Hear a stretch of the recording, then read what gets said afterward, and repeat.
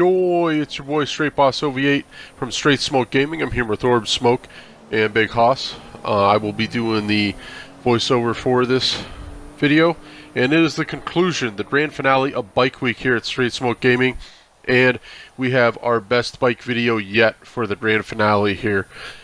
And it is the top 5 bikes that are under $1 million. The more we rode around on bikes, testing them, and we did test them here at the crew and channel. We tested quite diligently going over the bikes, and we learned some things. In our last bike video, top 5 bikes under 300k, we did not respect some of those bikes on that list enough, so we got some newcomers that are making the list for top 5 bikes under $1 million.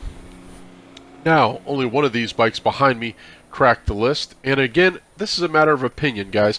This list is all opinion. You can make any bike better than another bike if you know how to ride it. I mean, the more you ride it, the better you get with handling it, you're more comfortable with it. So again, this is opinion, so don't take this to heart if your bike or the bike you prefer did not make the list.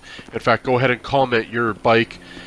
Go ahead and comment a bike that you think is top 5 under $1 million. Now, granted, this is not weaponized vehicles. This is real motorcycles, no missiles shooting. This is actual motorcycles. Okay, here at number 5 is the Gargoyle. This bike is 90,000 to 120,000. It's fairly fast. It's the 7th fastest bike in the game. It's good at wheelies, not that we're doing all that because I'm on the back here, which makes it a little more difficult. But it could do wheelies at the beginning, it could do wheelies after you get going. It handles pretty well, and it's the 7th fastest bike. And it comes in a good price tag. And we judge the bikes based on price, handling, performance, all that jazz. So we take that all into consideration when we rank them. And all the folks here at the channel didn't even agree on the final list because, again, it is based on a matter of opinion.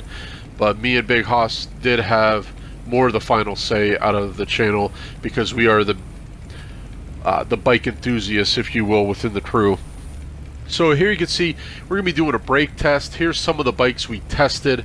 You know, we got a Gargoyle over there, a Kuma down there, Cliffhanger right next to me to the left there. We got a Baddie on the other end. This is the brake test. We kind of already know the speed test, so we didn't do a speed test because there's a ton of other videos out there testing speed. So here we're doing a brake test. What we're doing on this brake test is we want to see which bike is the best at stopping once hitting top speed, because that's important. Because if you don't have good brakes and you're going around a corner and need to slow up a bit, or you need to come to a dead stop, if you don't stop, you're going to go ass over handlebars. So either that or you're going to hit something. So you see there, I'm on the Defiler. That's not too bad for the braking. Then I had the rest of the guys go ahead one by one. Here's the final results here. That's the Baddie there. We had to retest the Baddie because J-Cut did not use the handbrake, so we did end up retesting the Baddie. It did finish better than that, although it looks the Baddie did the worst, but that's not the case. There you can see the Kuma had the best braking, was the first to brake. The Defiler took 2nd. Gargoyle took 3rd.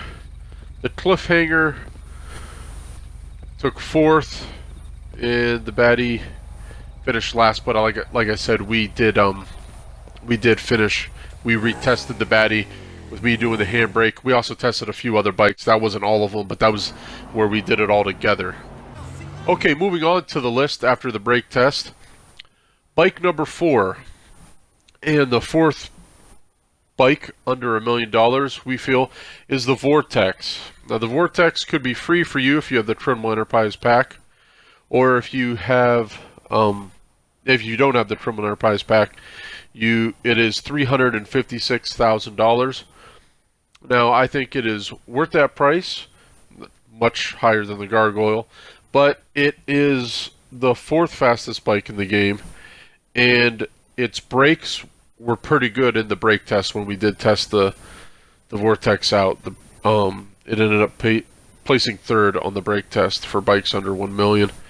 So it's quick, it handles well, and it's worth $356,000. especially if you have the Chrome Enterprise pack, this bike's free. So, yeah, this bike is absolutely worth it. This is a good bike. The only draw on it is it can only do wheelies off the start. It can't really do much of a wheelie once you get going, and it's not too good at stoppies either. So those are the bad things about it. All right, third on the list is the Baddie 801. Now you could flip-flop the Baddie 801 with the Baddie 801RR. They're essentially the same bike. So together they are the third bike on our list. Now this is the bike that we kind of did not give the proper respect to on our top 5 bikes under 300k. We ranked this low on that list as 4 or 5, one of the two. It was low, but this bike is actually really good, and we did not give it the proper respect, but we are giving it the respect now. This bike is only $15,000, and that is a huge reason why it is this high on the list. But it's also the 9th or 10th fastest bike, depending on which one you have in the game. So it's got speed. It's got top 10 speed. It can do wheelies from the start. It can do wheelies mid after you get going a bit. It's got great handling. I think it's got some of the best handling out of all the bikes. So it's got that going for it as well. This bike also gets recommended by a lot of YouTubers that are really good at the time trials. So if it's getting recommended to do time trials and it's only barely a top 10 on speed, what does that tell you about the handling of this bike? Also, as you can see here, I enjoy the handling of this bike even off-road. I mean, this is not a dirt bike. This is a crotch rocket, and it goes off-road rather well. So it's got that going for it as well. So yes, the Baddie 801RR, or the Baddie 801 in general, it is, and it's only $15,000, guys. This bike is the shit for $15,000. Okay, worth every penny of it. Oh right, another bike that did not get the proper respect in the top 5 bikes under 300k, but we're giving it maybe slightly little too much respect on this, but all in all, it's definitely a top 5 bike. Is it 2? That's debatable. We had some discussions here within the channel. We had some people that didn't think this bike was worth number 2. Go ahead and comment if you agree with them. But in end, we did put this bike at number 2. This is the 3rd fastest bike in the game. The Kuma. 3rd fastest bike in the game. We were impressed by the brake test. It had the best brakes of all the bikes we tested. So that is huge. And this bike is only $9,000, guys. I mean, this is one of the cheapest bikes in the game, and it is 3rd on speed. Its brakes are phenomenal. Some of the best brakes in the game for a motorcycle. Now, the only thing that this bike a little bit lacks on, where I think the Baddie could be flip-flopped, you know, depending on how you ride it, is the handling. No one's recommending this bike for time trials, even though it is that quick. So, despite its speed and brakes, the Baddie gets recommended for time trials over the Kuma. So, to me, that does say something about its handling. But I'm sure with practice, with being the 3rd fastest bike in the game and having some really great brakes, you can make it work. So, absolutely, for $9,000, that's legit.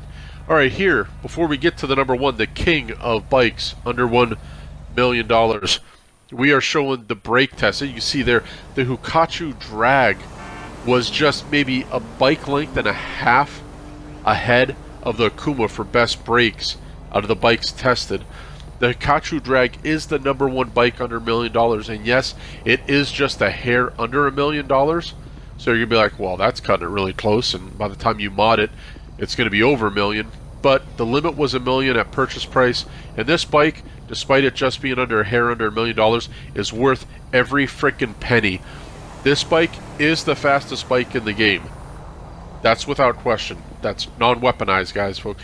Don't get confused here. I know the Death Bike and other bikes can compete, but we're talking non-weaponized bikes. We're talking real motorcycles, no weapons included, no boosts included, actual motorcycles.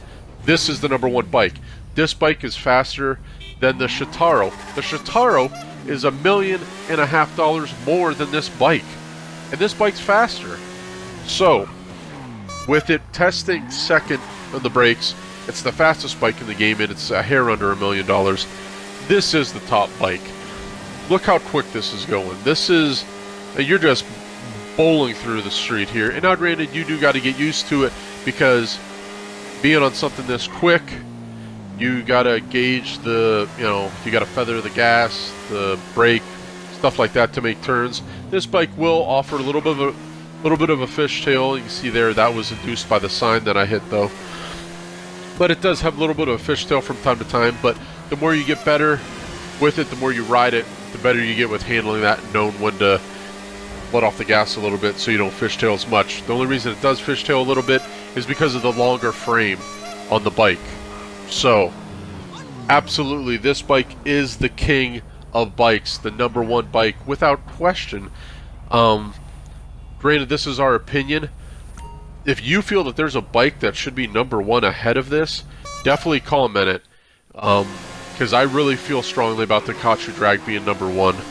And we did here at the rest of the channel. That wasn't really debatable.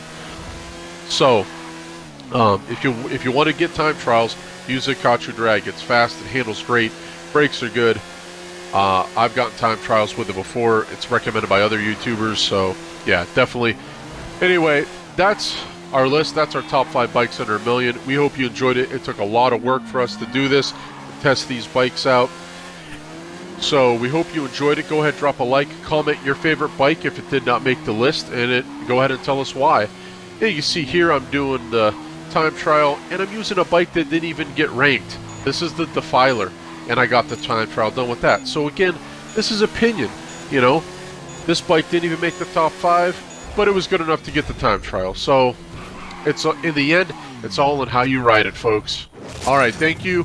See you next time.